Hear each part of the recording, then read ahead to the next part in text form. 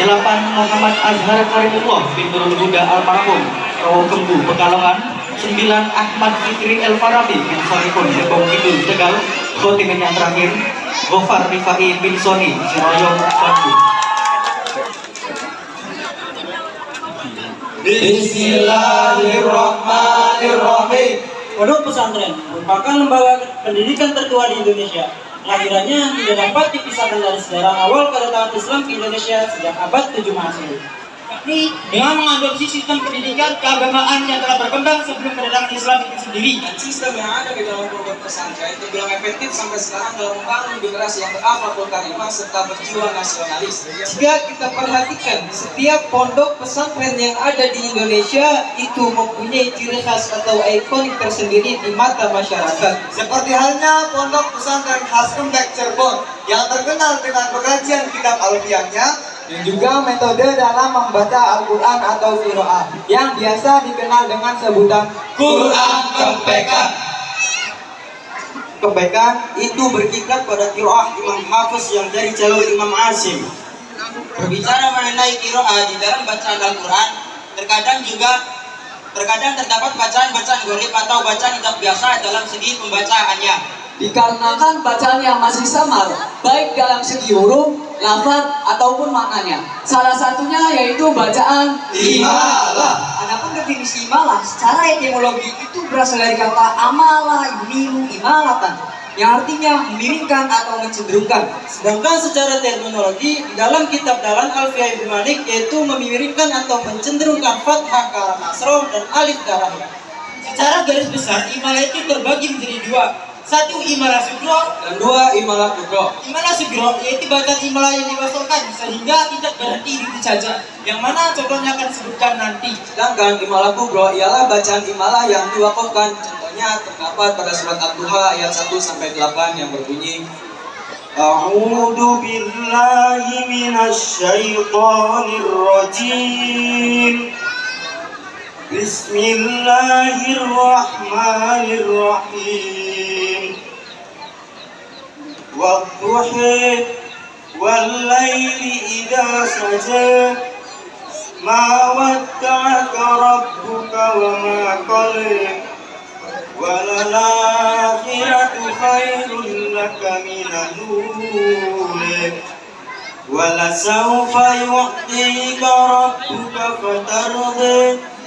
Alam yajidka yatiman fa'awa wa wajadaka dhallan fahada wa wajadaka 'ailan fa'aghna. Ini dibaca imalah menurut Imam Warsh. Di dalam kitab Al-Qira'ah Sab'ah fi Tariq Asy-Syatibiyah, Imam Qira'ah Sab'ah dalam hal membaca imalah itu terbagi menjadi 5 kelompok. 1. Qiraah yang banyak imalahnya, yakni qiraah Imam Hamzah dan qiraah Imam Al-Kisai. 2. Qira'ah yang seimbang, yaitu qira'ah Imam Abu Amr. 3. Qiraah yang paling banyak imalah suhronya, yaitu qiraah Imam Warsh. 4. Qiraah yang sedikit imalahnya yakni qiraah Imam Qalun, qiraah Imam Ibnu Amir, qiraah Imam Hafiz yang dari jalur Imam Asim. Dan yang kelima, qiraah yang tidak memiliki imalah, yakni qiraah Imam Ibnu Katsir. Faktor-faktor dari terjadinya imalah itu terbagi menjadi 3, yang mana penjelasannya tertera dalam Nadham Alfiah Ibnu Malik yang nadam ke-900 yang berbunyi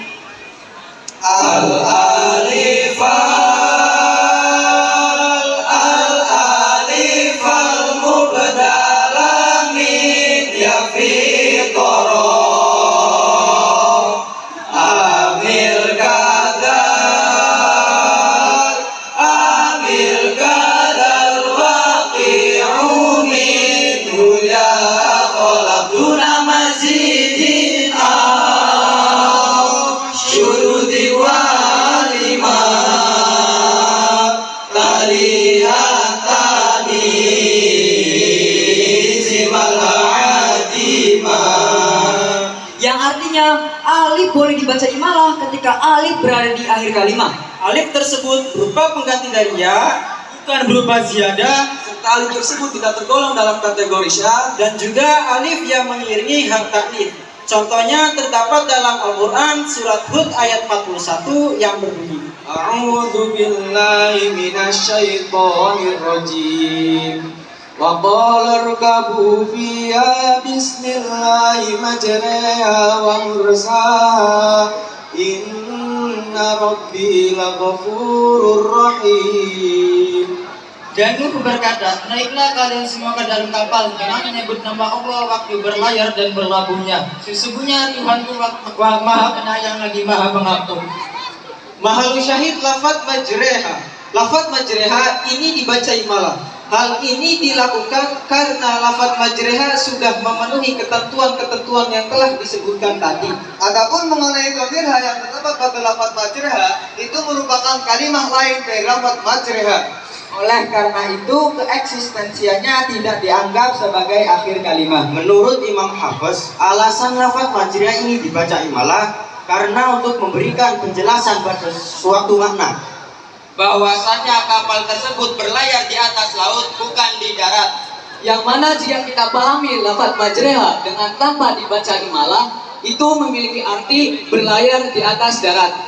Sedangkan ayat itu berbicara tentang kapal Nabi Nuh yang awalnya di darat lalu menjadi di laut dengan sebab banjir bandang. Dan ini menjadi salah satu dari contoh imalah sugro.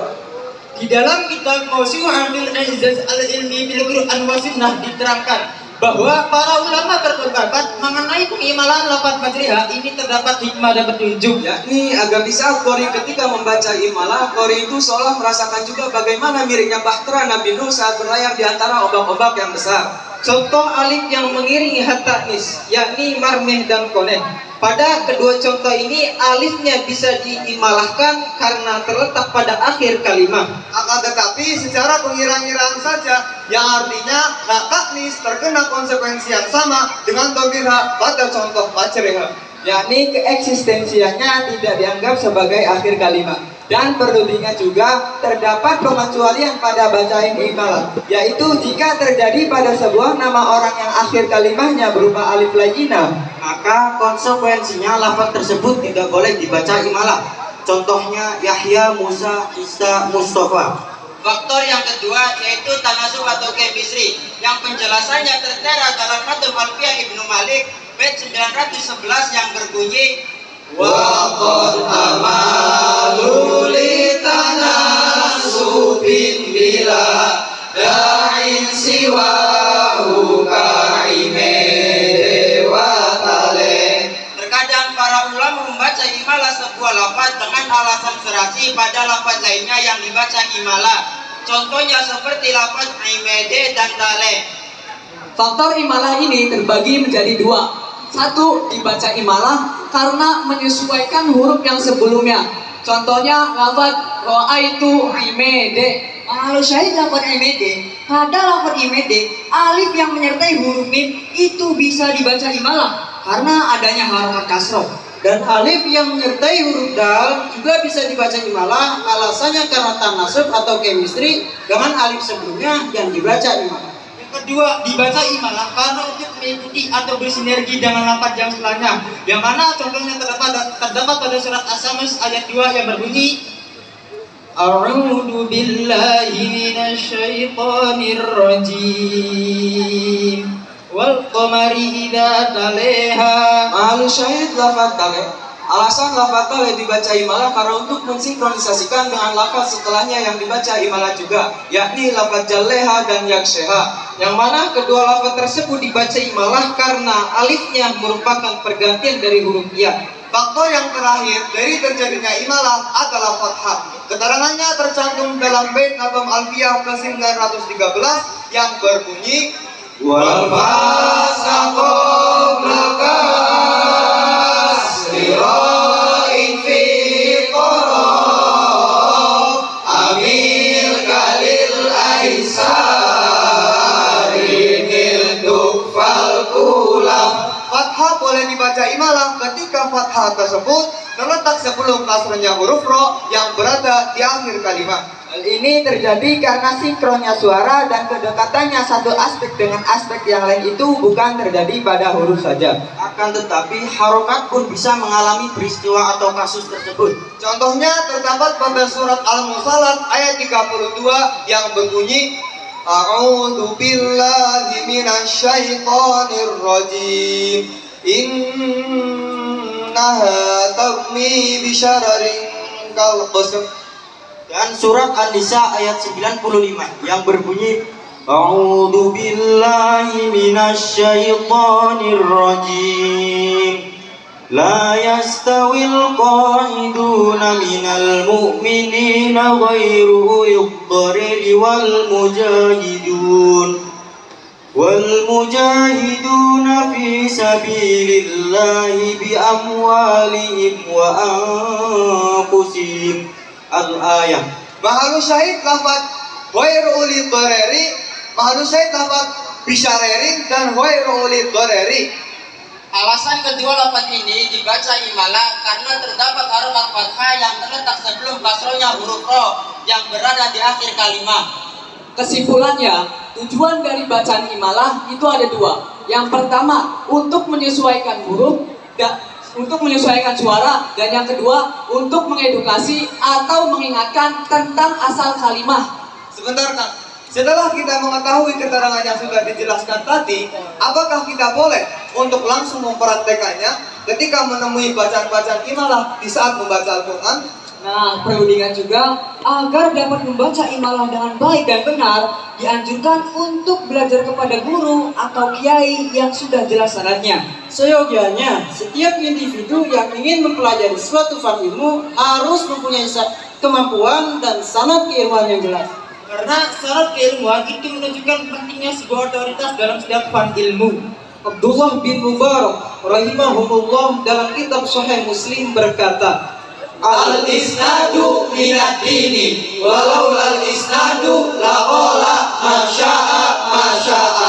Sanad adalah bagian dari agama. Kalau bukan karena sanad, pasti siapapun bisa berkata dengan apa yang dia kehendaki. Maka dari itu, sebuah lembaga pondok pesantren di samping memiliki peran besar dalam menuntun setiap santri untuk mencapai cita-citanya, serta dalam menjaga generasi yang berakhlakul karimah, pondok pesantren juga memiliki peran besar dalam hal menjaga sanad keilmuan. Pesan dan harapan dari kami, Haji tembung Arab ojo podo lali supaya mengerti Quran kang saya pitu. Ya Rabbi kula nyuwun diparingi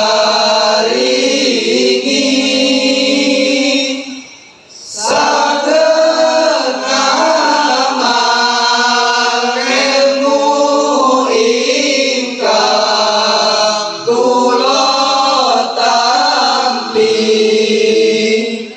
Sekian, terima kasih. Wassalam.